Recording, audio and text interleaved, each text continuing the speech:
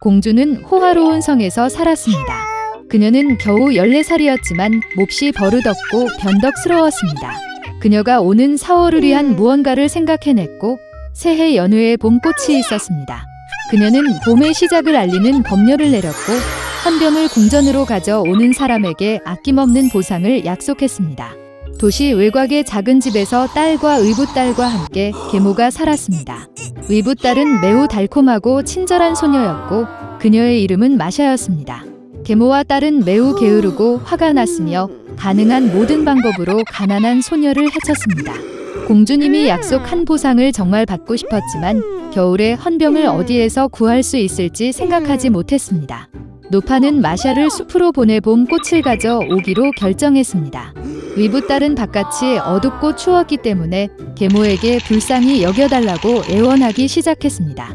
그리고 겨울에는 어떤 종류의 헌병이 있을 수 있습니까? 그러나 탐욕스러운 할머니는 아무것도 듣고 싶지 않았습니다. 그녀는 더 큰 바구니를 주면서 마샤를 문 밖으로 몰아냈습니다. 얼어붙은 소녀는 어두운 숲에서 무서워했습니다. 갑자기 멀리서 그녀는 빛을 보았다. 그녀는 기뻐서 그를 만나러 갔다. 그것은 큰 타오르는 불로 밝혀졌고 12명의 사람들이 그 주위를 따뜻하게 하고 있었습니다. 용기를 내어 소녀는 그들에게 다가가 사악한 계모가 그녀를 강제로 숲으로 가서 헌병을 모았다고 말했습니다. 12개월이라는 것이 밝혀졌습니다. 형제들은 마샤를 유감스럽게 생각하고 그녀를 돕기로 결정했습니다. 에이프릴 형제는 주문을 외쳤고 갑자기 숲과 개간에 봄이 왔습니다. 눈이 녹고 푸른 풀이 나타나고 헌병이 피었습니다. 소녀는 꽃을 모으기 시작했고 큰 바구니에 꽃을 채웠다. 어린 에이프릴은 그녀를 정말 좋아했고 그는 그녀에게 마법의 반지를 주었습니다. 문제가 발생하면 그는 땅에 던져져 주문을 걸고 12개월 모두 구조하러 올 것입니다. 마샤는 그들에게 감사하고 집으로 갔다. 소녀가 스노드롭을 집으로 가져왔을 때 계모와 딸은 이에 매우 놀랐습니다. 마샤는 여행에 매우 지쳤고 즉시 잠이 들었습니다. 그녀의 이복 여동생은 뭔가 잘못되었다고 의심했습니다. 소녀가 자고 있는 동안 그녀는 마법의 반지를 발견하고 자신에게 가져갔습니다. 깨어난 후 의붓딸은 그 상실을 발견했습니다. 그녀는 반지를 돌려달라고 애원하기 시작했지만 계모와 딸은 아무것도 듣고 싶지 않았습니다. 그들은 헌병 바구니를 가지고 왕궁으로 서둘러 갔다. 궁전에는 웅장하게 장식된 새해 나무가 있었습니다. 그러나 다가오는 축하 행사는 변덕스러운 공주를 전혀 기쁘게 하지 않았습니다. 그리고 계모와 딸이 헌병 한 바구니를 가져왔을 때만 공주는 분노를 자비로 바꿨습니다. 계모는 꽃이 어디에서 왔는지 명확하게 대답할 수 없었고 그녀는 의붓딸이 꽃을 모았다는 사실을 인정해야 했습니다. 공주는 즉시 스노드라프스와 함께 초원에 가기로 결정했습니다. 도중에 그녀는 불쌍한 마샤를 바라보고 그녀가 꽃을 딴 곳을 보여주었습니다. 소녀는 그것을 보여주겠다고 했지만 반지가 그녀에게 반환되어야만 했다. 그런 무례함에서 공주는 화가 나서 반지를 버렸습니다. 그러나 의붓딸은 주문을 걸었습니다. 즉시 강한 바람이 불고 천둥이 울리고 단풍이 떨어지고 눈이 내리기 시작했습니다. 노인 1월이 그들 앞에 나타났습니다. 그는 모두에게 하나의 소원을 빌도록 초대했습니다. 두려워서 공주는 가능한 한 빨리 궁전에 있기를 원했습니다. 매셔는 겨울, 여름의 모든 것이 제자리로 돌아올 것을 소원했습니다. 계모와 그녀의 딸은 너무 얼어서 어떤 털로든 심지어 개의 털로 만든 털 코트를 원했습니다. 욕심 많은 여자들은 곧바로 개로 변했다. 그들은 공주가 궁전에 도착하는 썰매에 연결되었습니다. 마샤는 형제들에게 도움을 주셔서 감사했습니다. 그들은 계모와 딸을 인간으로 되돌리겠다고 약속했지만 순종할 때만 가능했습니다. 몇 달 동안 소녀에게 유쾌한 말이 사용하는 멋진 큰 썰매를 주었습니다. 그들을 보자 공주는 궁전까지 태워달라고 부탁했다. 공주가 제발 이라는 말을 한 것은 그녀의 인생에서 처음이었습니다. 그리고 마샤는 기꺼이 동의했습니다. 옛날 옛적에 오래된 염소가 있었습니다. 그녀에게는 7명의 자녀가 있었습니다. 어머니만이 아이들을 사랑할 수 있을 만큼 그녀는 그들을 사랑했습니다. 그녀는 숲으로 가서 점심으로 허브와 가지를 가져오려고 했습니다. 그녀는 모든 아이들을 불러 사악한 늑대를 두려워하라고 경고했습니다. 그는 종종 척하지만 그의 무례한 목소리와 검은 발로 즉시 그를 알아볼 수 있습니다.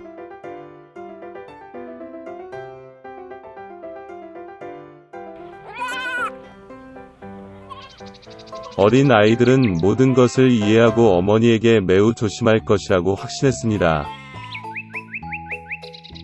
늙은 염소는 침착하게 출발했습니다. 시간이 거의 지났습니다. 갑자기 누군가가 문을 두드렸고 아이들이 즉시 문을 열어야 한다고 무례한 목소리로 외쳤다. 그러나 거친 목소리의 아이들은 그것이 늑대라는 것을 깨달았습니다.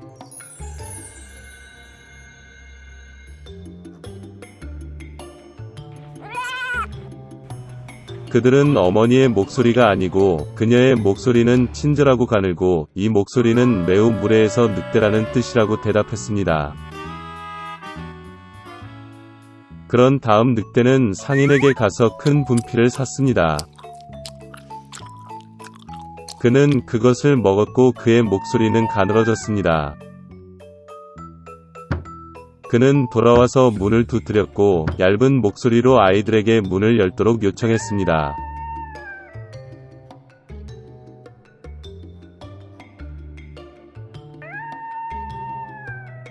늑대는 발을 창문에 대고 기다립니다. 그리고 아이들은 그녀를 보고 어머니의 발이 검은색이 아니라 흰색이라고 대답했습니다. 즉, 그것은 늑대라는 것을 의미합니다. 그러자 늑대는 빵집으로 달려가 그에게 반죽을 달라고 했습니다. 늑대는 그의 발에 반죽을 부었다. 악당은 세 번째로 문에 와서 하얀 발을 창문에 대고 두드렸다.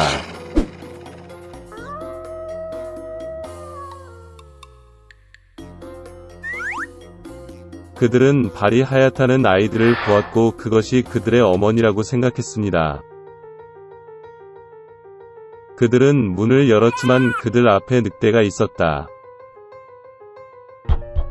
그들은 무서워서 사방으로 흩어지기 시작했습니다. 한 아이는 탁자 아래로, 다른 한 명은 침대 위에, 세 번째는 스토브에, 네 번째는 부엌으로, 다섯 번째는 옷장에, 여섯 번째는 싱크대 아래, 일곱 번째는 할아버지 시계에 숨었습니다.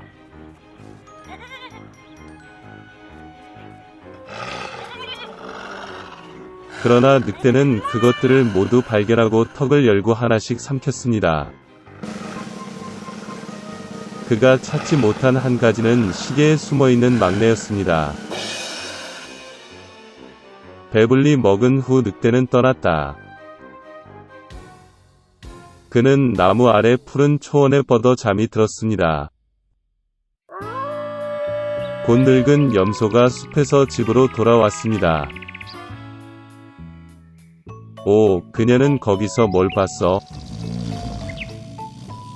점점. 문이 활짝 열려 있었다. 테이블, 의자, 벤치가 뒤집히고 세면대가 깨졌고 베개와 담요가 침대에서 던져졌습니다.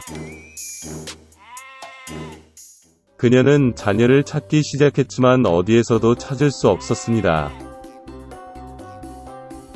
나는 그들을 이름으로 불렀지만 아무도 대답하지 않았다. 그녀는 시계를 향해 올라갔고 그에 대한 응답으로 막내 아이의 얇은 목소리가 들렸습니다.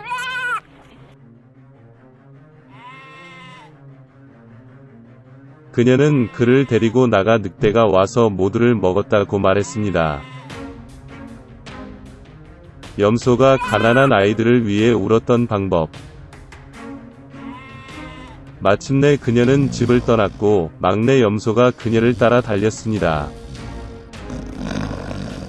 그녀는 초원에 와서 보았습니다. 늑대가 나무 옆에 누워서 코를 골고 있었기 때문에 가지가 떨리고 있었습니다.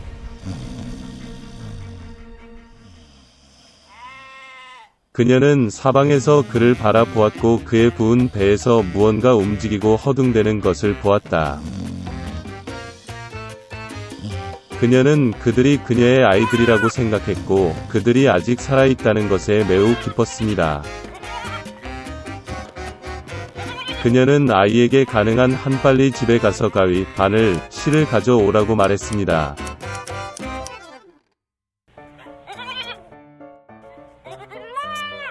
그런 다음 염소는 가위로 늑대의 배를 자르고 거기에서 한 아이가 머리를 내밀었습니다.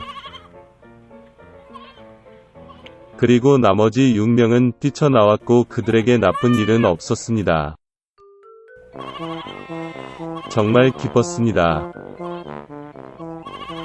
그들은 어머니를 안고 점프하고 춤을 추기 시작했습니다.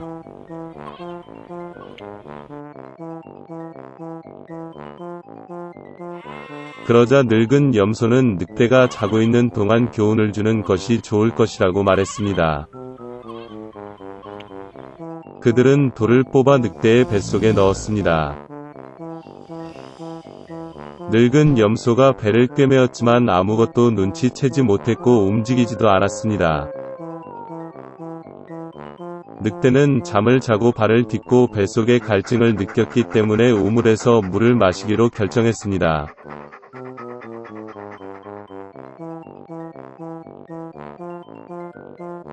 그는 간신히 우물에 다가가서 물로 구부러졌고 무거운 돌이 그를 우물 바닥으로 끌어당겼다.